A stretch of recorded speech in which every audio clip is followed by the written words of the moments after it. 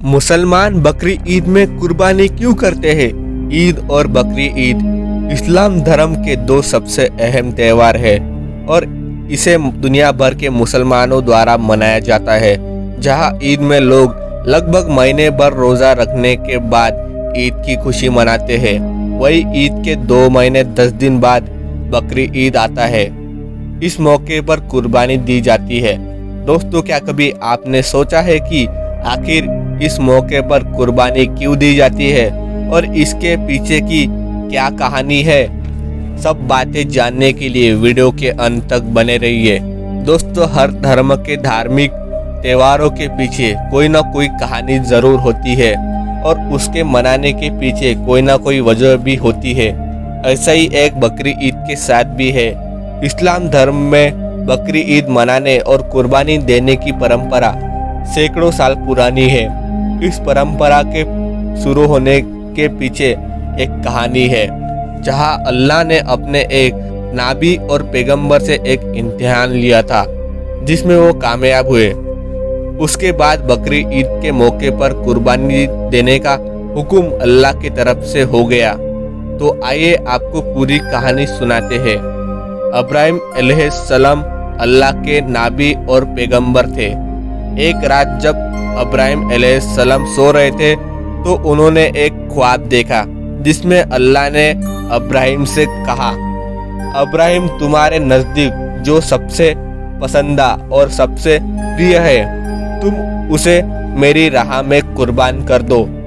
या कुर्बान का मतलब है सैक्रिफाइस, यानी अल्लाह ताला इब्राहिम अलैहिस्सलाम से उनकी सबसे प्रिय चीज को सैक्रिफाइस करने के लिए कह रहे थे, क्योंकि नाबी और पैगंबरों का ख्वाब कभी झूठा नहीं होता था।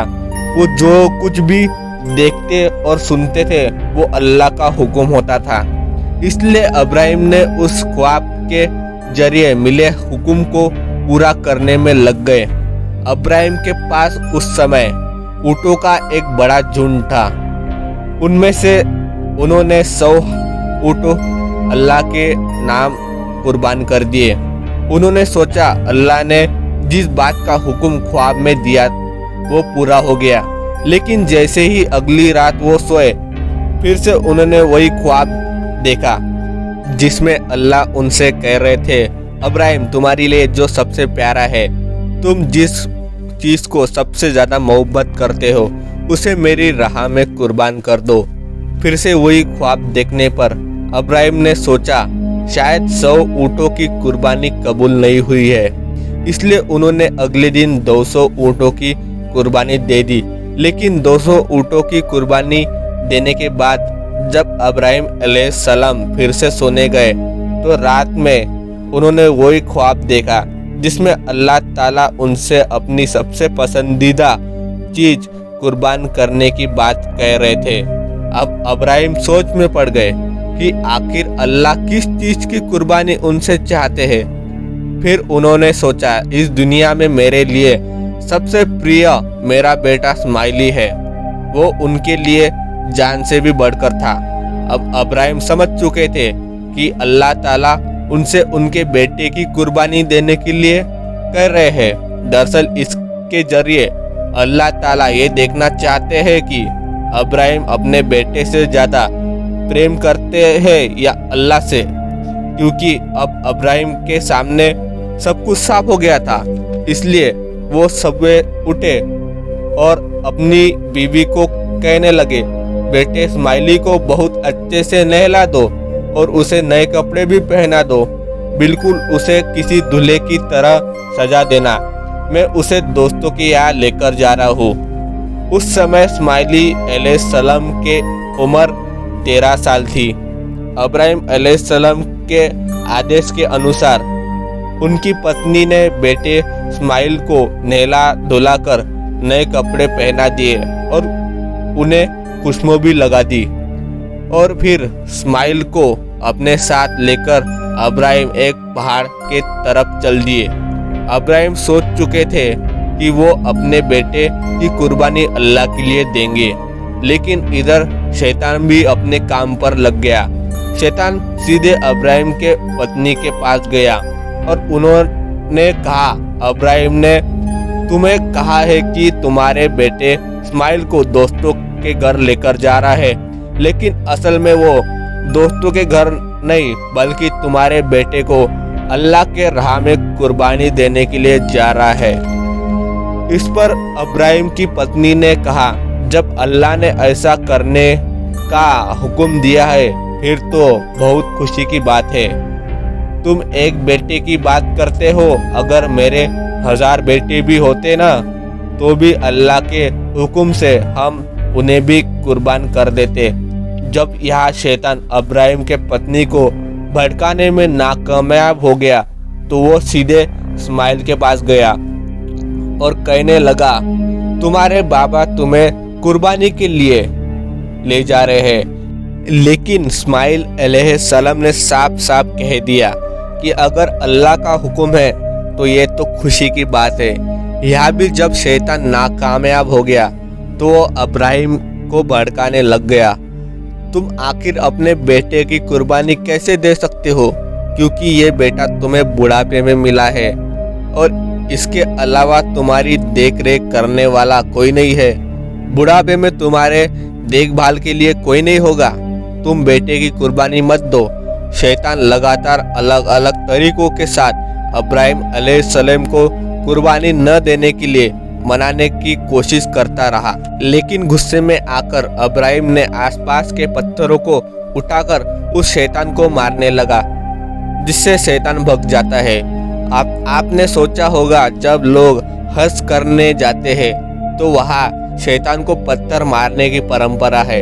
दरअसल शैतान को पत्थर मारने का हुक्म इसी घटना के वजह से अल्लाह ने दिया था, क्योंकि इब्राहिम ने जब शैतान को पत्थर मारा तो अल्लाह को ये बात पसंद आई थी।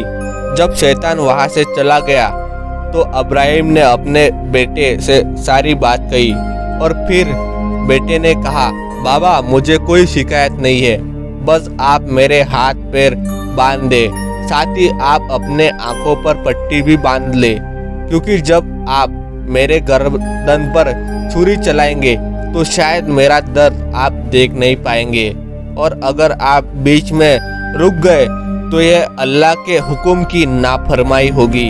इस पर इब्राहिम ने अपने बेटे के हाथ पैर बांध लिए और अपने आंखों पर पट्टी भी बांध ली और उन्हें सुला दिया।